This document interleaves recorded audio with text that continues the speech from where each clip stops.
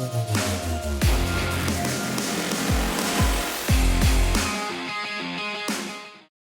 hello everybody and welcome to another Feature Friday. Did you know that there are some new role-based applications in Application Suite Manage 9.2? Well, there certainly are, and one of them is called Crew Manager. So let's take a look at that application. All right, so let's start out by finding and then launching Crew Manager.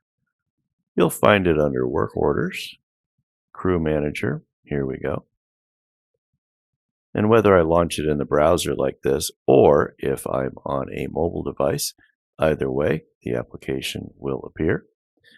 Note I've got a couple of queries here. One is my crews, which is based upon whether or not I am a supervisor, as identified in the crew.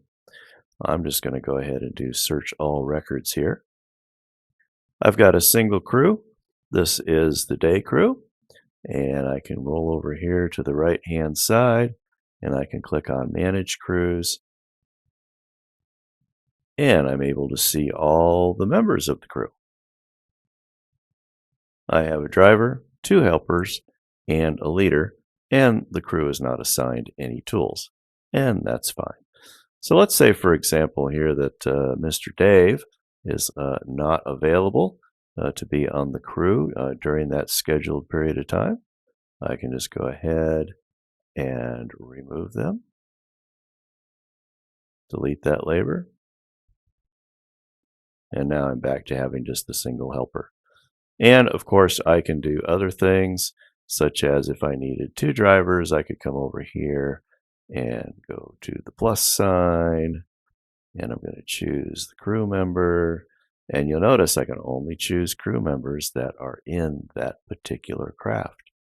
And I'm going to grab Mr. Ron here, and we'll just say during the day, during those times, and there we go. Okay, so now I have 2 drivers.